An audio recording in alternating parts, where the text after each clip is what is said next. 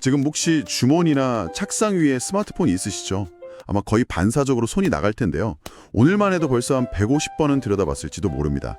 그런데요, 솔직히 요즘 이 작은 기계 좀 지겹다는 생각 안 드세요?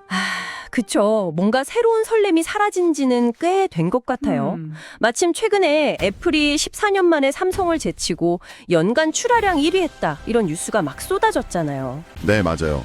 다들 역시 애플 이러면서 축포를 터뜨리는 분위기였죠. 하지만 오늘 저희가 좀 깊게 들여다볼 자료들은요. 그 화려한 축포 소리 뒤에 숨어있는 뭐랄까 좀 섬뜩한 정적, 그 침묵에 주목하고 있습니다. 바로 그 침묵이 핵심이군요. 우리가 스마트폰 시대의 정점에 서 있는 게 아니라 어쩌면 그 장례식장에 와 있는지도 모른다는 상당히 도발적인 주장인데요. 자, 그럼 지금부터 왜 5년 안에 당신의 그 최신 폰이 박물관 유물이 될 수밖에 없는지 그 차가운 경제 논리를 한번 파헤쳐 보겠습니다. 우선 가장 와닿는 이야기부터 해보죠. 혁신이 멈췄다는 지적이요. 사실 뭐 올해 나올 갤럭시 S25나 아이폰 17, 솔직히 작년 모델하고 뭐가 다른지 구분하기 어렵잖아요. 맞아요. 카메라 구멍 크기나 프레임 색깔 이런 미미한 변화뿐인데 가격은 200만 원이 훌쩍 넘어가고요. 바로 그겁니다. 그 현상을 데이터가 딱 증명해 주는데요. 전 세계 스마트폰 평균 교체 주기가 43개월, 그러니까 3년 7개월까지 길어졌다고 합니다. 와, 43개월요? 네, 한 10년 전만 해도 2년 약정 끝나기 무섭게 새 폰으로 바꾸는 게 거의 국룰이었잖아요. 완전히 다른 양상이 된 거죠. 폰이 고장나서가 아니라 바꿀 이유가 사라졌기 때문이라는 겁니다. 그렇다면 애플의 1위 등극은 어떻게 해석해야 할까요? 그냥 잘해서 1등한 거 아닌가? 이게 아주 날카로운 지적인데요. 자료에서는 이걸 성장하는 시장의 승리가 아니라고 봐요. 그럼 뭔가요? 고인물에서 벌어지는 마지막 치킨 게임의 승자일 뿐이라는 거죠. 와, 표현이 정말 살벌하네요. 네, 기업들은 역대 최고의 기술이라고 외치는데 소비자들은 냉정하게 지갑을 닫고 있는 이 모순. 이게 바로 스마트폰 시대의 종말을 알리는 첫 번째 신호라는 겁니다. 이번엔 사용자 관점에서 좀 보죠. 서울에서 자영업 하시는 40대 김철수 씨 이야기가 아주 인상 깊었거든요. 배달앱, 예약앱, 메신저, 스마트폰 없이는 장사를 못하는데 정작 본인은 사장이 아니라 스마트폰 터치 노동자가 된 것 같다고 말씀하세요. 네, 바로 그 터치에 대한 피로감. 앱이라는 감옥에 갇힌 현대인의 모습을 보여주는 대목이죠. 우리가 진짜 원하는 건 여러 단계를 거쳐서 앱을 조작하는 게 아니거든요. 그렇죠. 그냥 따뜻한 국밥 하나 줘. 이 말 한마디로 모든 게 해결되는 경험. 사실 그런 걸 원하는 거죠. 여기서 작년에 화려하게 등장했다가 좀 처참하게 실패한 레빗 R1이나 휴메인 AI 핀 얘기를 안 할 수가 없네요. 맞습니다. 많은 분들이 역시 스마트폰이 최고네 하면서 조롱했는데 이 자료는 그 실패를 좀 다르게 보더라고요. 어떻게 보나요? 그게 방향의 실패가 아니라 속도의 실패였다는 겁니다. 속도의 실패요? 네, 너무 일찍 샴페인을 터뜨렸을 뿐이라는 거죠.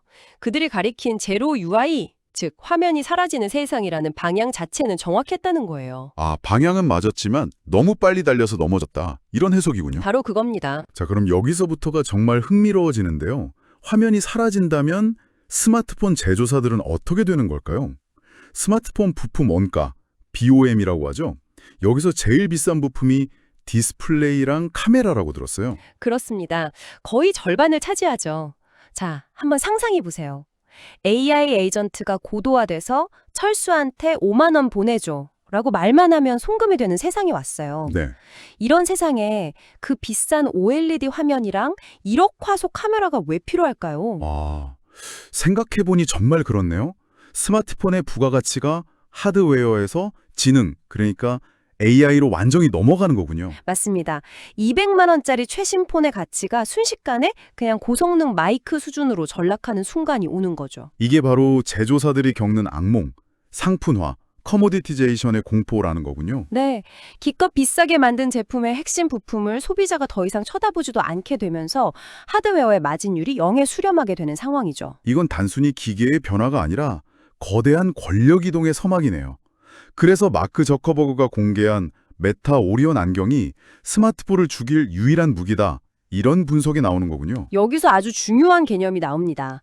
지금까지는 사용자의 눈을 6인치 화면에 묶어두는 관심경제, 애텐션 이코노미의 시대였어요. 네, 관심 경제. 근데 앞으로는 사용자가 의도, 인텐션을 말하면 AI가 실행해주는 의도 경제로 전환된다는 겁니다. 이때 필요한 기기가 손에 쥔 벽돌이 아니라 내 눈과 귀를 대신하는 안경이 되겠군요. 정확합니다.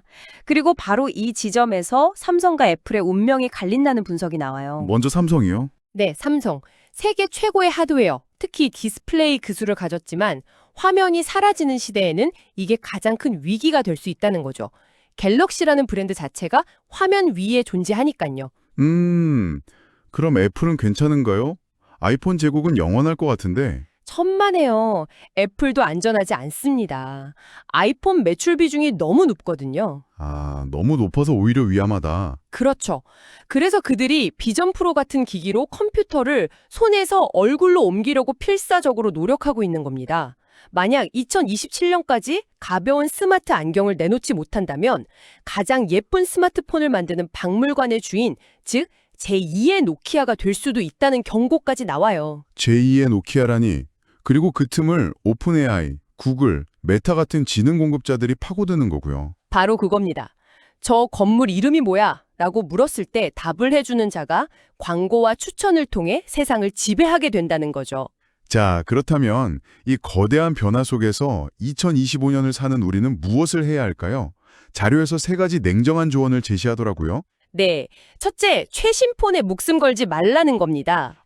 아주 직설력이네요. 네, 지금 200만 원짜리 폰은 5년 뒤 구시대의 유물 취급을 받을 거라는 거죠. 차라리 그 돈으로 스마트폰 제조사가 아닌 다음 세대의 인프라를 만드는 엔비디아나 TSMC 같은 기업의 주식을 사라는 아주 구체적인 제안까지 해요. 둘째는 터치보다 보이스에 익숙해져라. 맞습니다. 키오스크나 챗 GPT 앞에서 타이핑하는 대신 말로 명령하고 AI에게 일을 시키는 연습을 하라는 거죠. 질문을 잘 던지는 사람이 살아남는 세상이 온다는 말이군요. 그렇죠.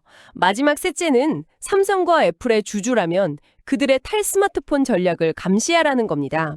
탈 스마트폰. 네, 삼성이 AI와 로봇 생태계를 제대로 구축하는지, 애플이 안경 형태의 웨어러블에서 혁신을 보여주는지, 그 변곡점이 바로 당신의 매도 타이밍이 될 것이라고 말합니다. 정리하자면 우리는 호모 스마트폰이 구스, 즉 스마트폰을 쓰는 인류의 마지막 세대를 살고 있는지도 모르겠네요. 네, 스마트폰이 사라지진 않겠지만 주인공 자리에서 내려와서 비상용 기기라는 조연이 될 거라는 예측입니다. 이 자료가 마지막으로 아주 인상적인 그림을 하나 남기는데요. 5년 뒤 박물관에 전시된 아이폰 17을 보면서 아이들이 이렇게 물을 거라는 상상이에요. 엄마, 옛날 사람들은 왜 저렇게 무거운 걸 하루 종일 고개 숙이고 들여다봤어? 그냥 안경 쓰고 말하면 되는데. 그 질문에 웃으면서 대답하려면 지금 당장 고개를 들어 화면 밖의 세상을 준비해야 한다는 메시지를 남기는 것 같습니다. 화면은 꺼지겠지만 세상은 오히려 더 넓게 켜질 것이라는 말과 함께요. 당신의 미래는 어떤 모습일까요?